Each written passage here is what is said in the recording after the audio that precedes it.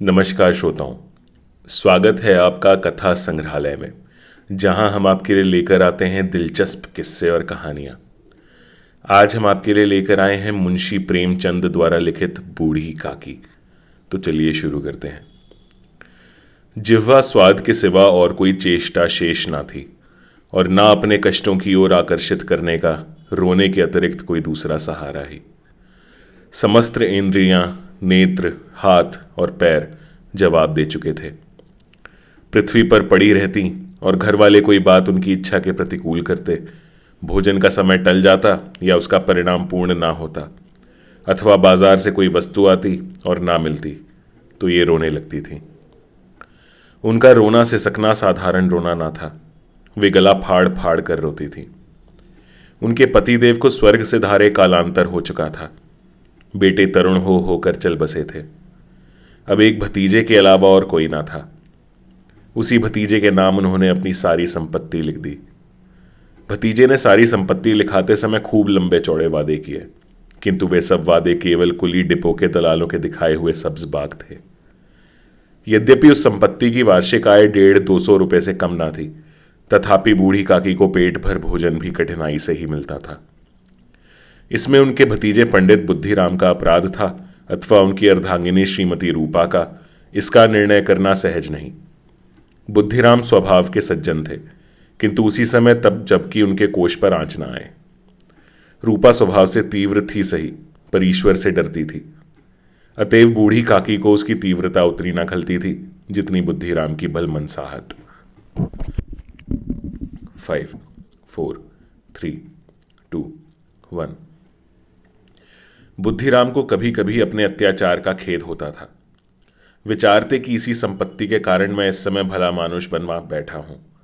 यदि भौतिक आश्वासन और सुखी सहानुभूति से स्थिति में सुधार हो सकता हो, उन्हें कदाचित कोई आपत्ति न होती, परंतु विशेष व्यय का भय उनकी सुचेष्टा को दबाए रखता था।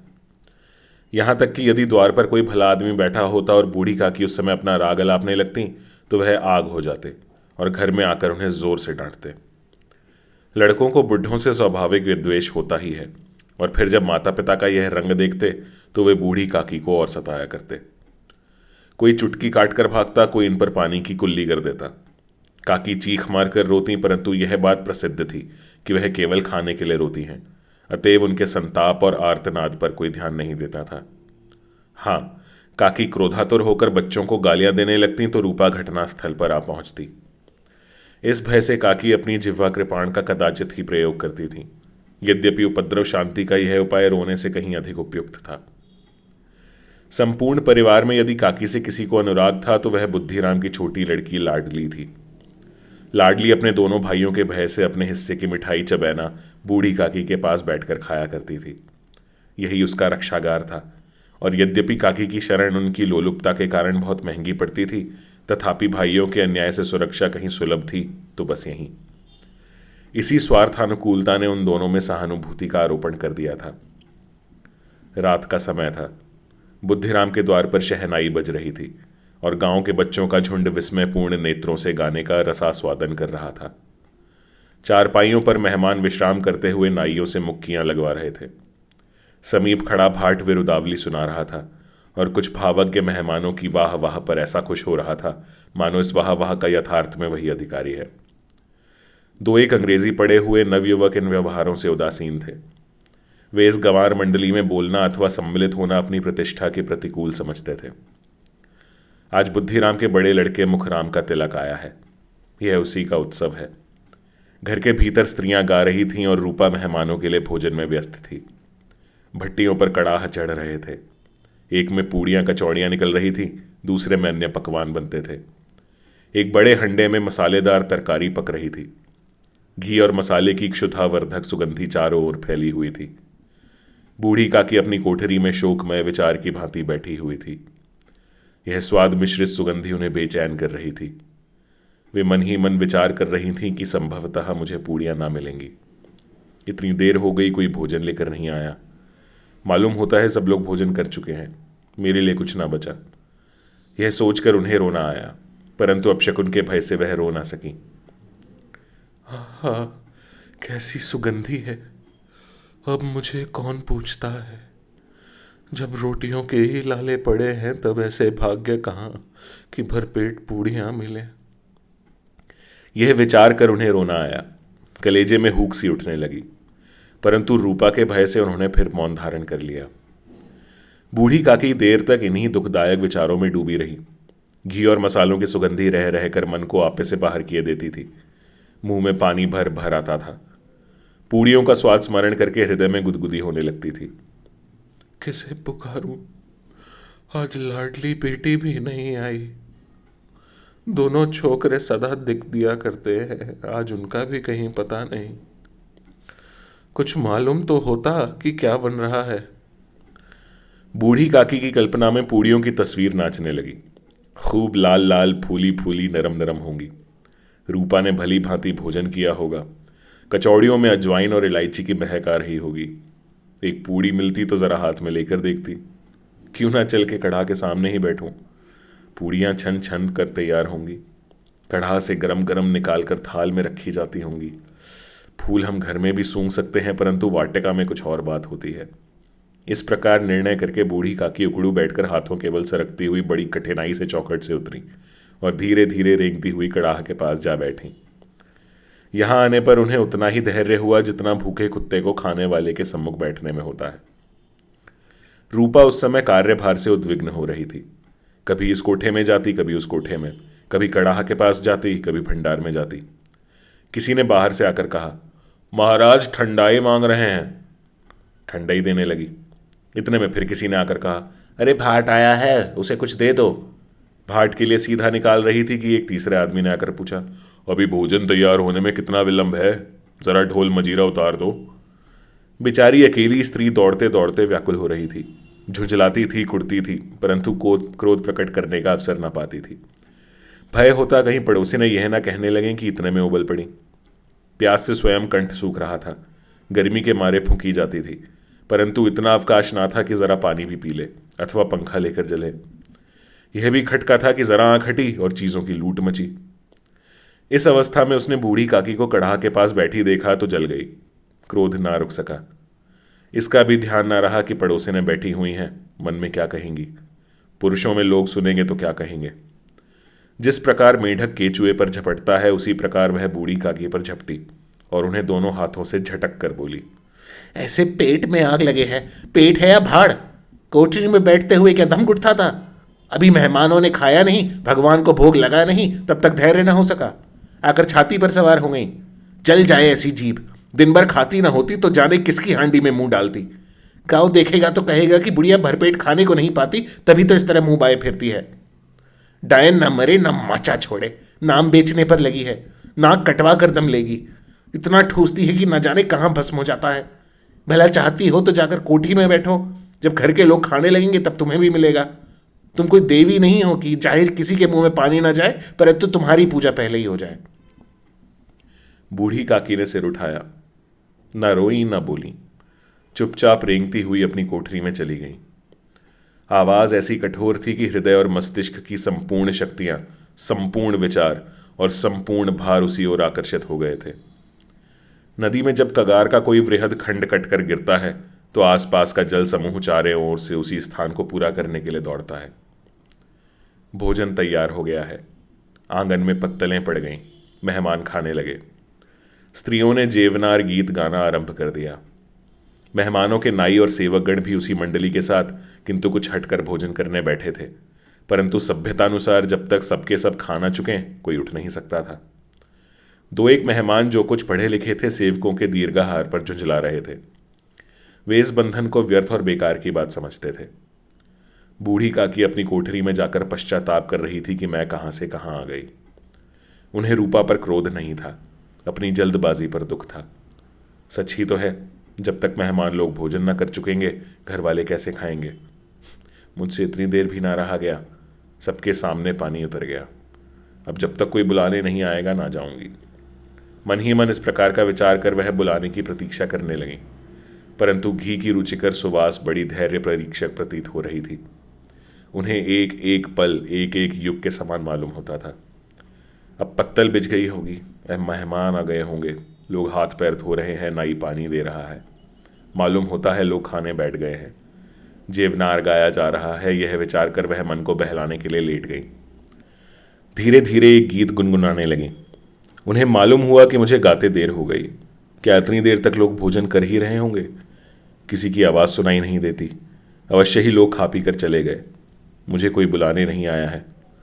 रूपा चिढ़ गई है, क्या जाने ना बुलाए। सोचती हो कि आप ही आवेंगी, वह कोई मेहमान तो नहीं जो उन्हें बुलाऊं। बूढ़ी काकी चलने को तैयार हुई। यह विश्वास कि 1 मिनट में पूड़ी और मसालेदार तरकारियां सामने आएंगी उनकी स्वादेंद्रियों को गुदगुदाने लगा। उन्होंने मन में तरह तरह के मंसूबे बांधे।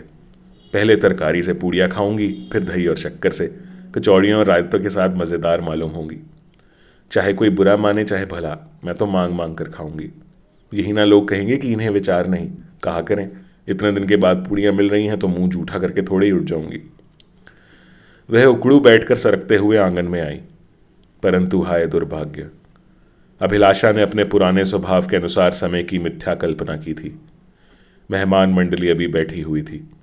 कोई खाकर उंगलियां चाटता था, कोई तिरछे नेत्रों से देखता था कि और लोग अभी खा रहे हैं या नहीं। कोई इस चिंता में था कि पत्तल पर पूड़ियां छूटी जाती हैं, किसी तरह इन्हें भीतर रख लेता।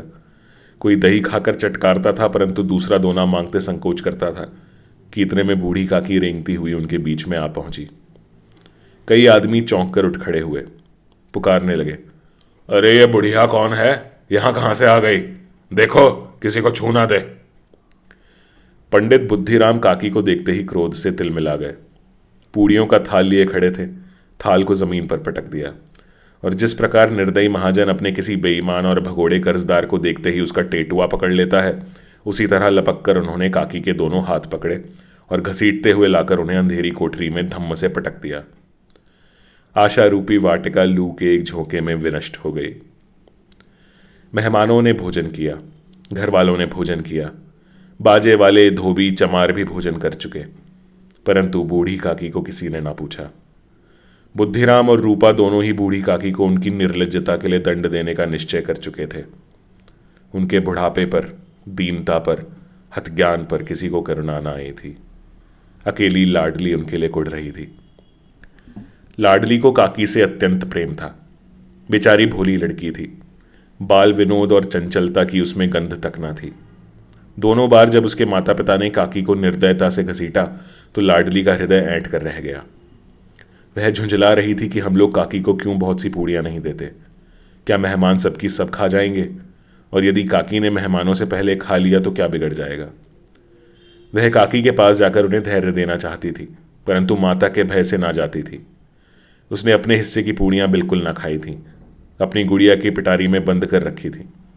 उन पूड़ियों को काकी के पास ले जाना चाहती थी। उसका हृदय अधीर हो रहा था। बूढ़ी काकी मेरी बात सुनते ही उठ बैठेंगी, पूड़ियाँ देखकर कैसी प्रसन्न होंगी, मुझे खूब प्यार करेंगी। रात को 11 बज गए थे। रूपा आंगन में पड़ी सो रही थी। लाडली की आंखों में नींद ना आती थी। काकी को पूड़ियाँ खिलाने की खुशी उसे सोने ना देती थी। उसने गुड़ियों की पिटारी सामने रखी थी। जब विश्वास हो गया कि अम्मा सो रही हैं तो वह चुपके से उठी और विचारने लगी कैसे चलूं। चारों ओर अंधेरा था, केवल चूल्हों में आग चमक रही थी और चूल्हों के पास एक कुत्ता लेटा हुआ था। लाडली की दृष्टि सामने वाले नीम पर गई। उसे मालूम हुआ कि उस पर हनुमान जी बैठे हुए हैं। उनकी पूंछ, उनकी गदा वह स्पष्ट दिखलाई दे रही है। मारे भय के उसने आंखें बंद कर ली। इतने में कुत्ता उठ बैठा। लाडली को ढाढ़स हुआ। कई सोए हुए मनुष्यों के बदले एक भागता हुआ कुत्ता उसके लिए अधिक धैर्य का कारण हुआ। उसने पिटारी उठाई और बूढ़ी काकी की कोठरी की ओर चली। बूढ़ी काकी को केवल इतना स्मरण था कि किसी ने मेरे हाथ पकड़कर घसीटे। फिर ऐसा मालूम हुआ कि जैसे कोई पहाड़ पर उठाए लिए जाता है। उनके पैर बार बार पत्थरों से टकराए, तब किसी ने उन्हें पहाड़ पर से पटका। वे मूर्छित हो गई। जब वे सचेत हुई तो किसी की जरा भी आहट ना मिलती थी। समझी कि सब लोग खा पी कर सो गए और उनके साथ मेरी तकदीर भी सो गई। रात कैसे कटेगी? राम, क्या खाऊं? पेट में अग्नि धधक रही है। हाँ, किसी ने मेरी सुध ना ली। क्या मेरा पेट काटने से धन जुड़ जाएगा? इन लोगों को इतनी भी दया नहीं आती कि ना जाने बुढ़िया कब मर जाए, उसका जी क्यों दुखावे। मैं पेट की रोटियां ही खाती हूं कि और कुछ? इस पर यह हाल। मैं अंधी अपाहिज ठहरी, ना कुछ सुनूं ना बूझूं।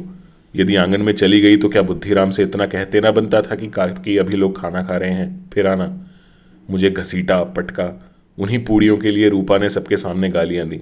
उन्हीं पूड़ियों के लिए इतनी दुर्गति करने पर भी उनका पत्थर का कलेजा ना पसीजा। सबको खिलाया, मेरी बात तक ना पूछी।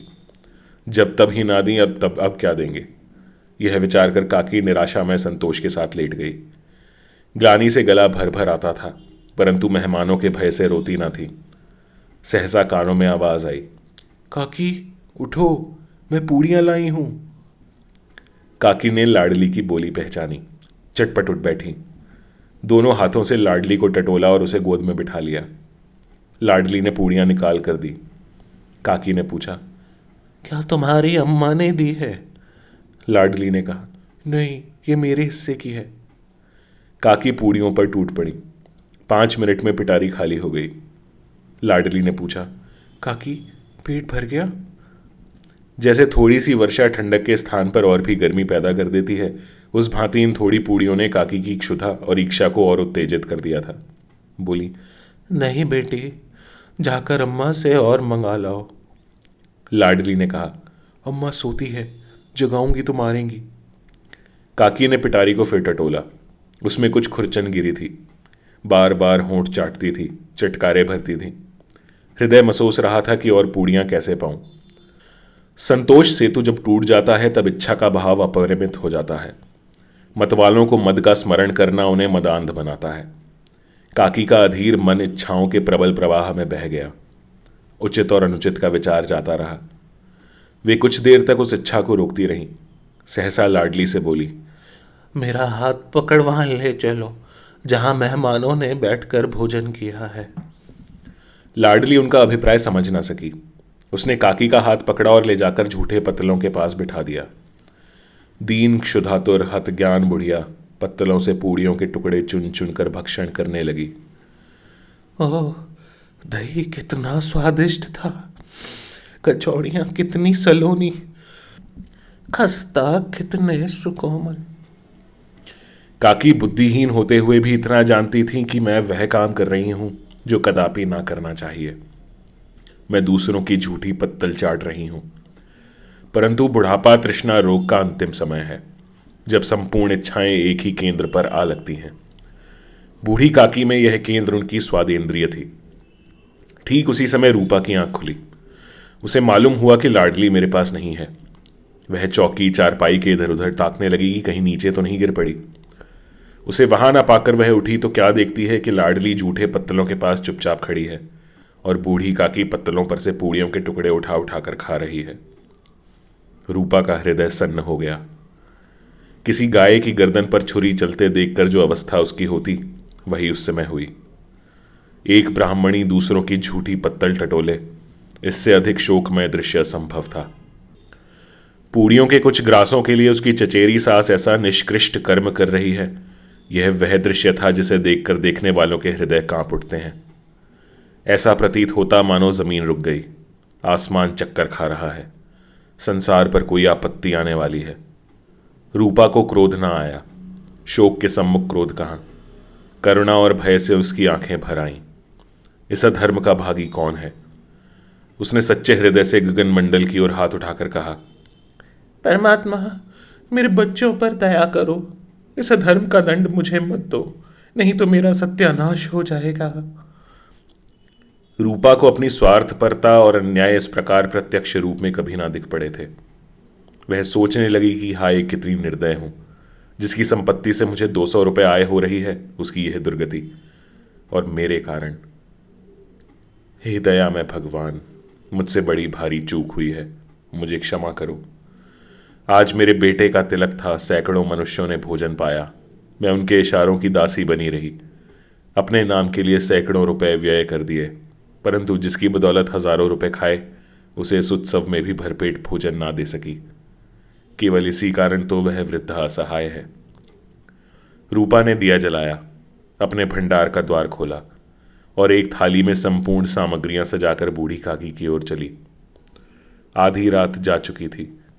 आकाश पर तारों के थाल सजे हुए थे और उन पर बैठे हुए देवगण स्वर्गीय पदार्थ सजा रहे थे, परंतु उसमें किसी को वह परमानंद प्राप्त ना हो सकता था जो बूढ़ी काकी को अपने सम्मुख थाल देखकर प्राप्त हुआ। रूपा ने कंठारुद्ध स्वर में कहा, काकी उठो, भोजन कर लो। मुझसे आज बड़ी भूल हो गई, उसका बुरा ना मानना। परमात्मा से प्रार्थना कर दो कि वह मेरा अपराध क्षमा कर दे। भोले भोले बच्चों की भांति जो मिठाइयां पाकर मार और तिरस्कार सब भूल जाता है, बूढ़ी काकी वैसे ही सब भुलाकर बैठी हुई खाना खा रही थी।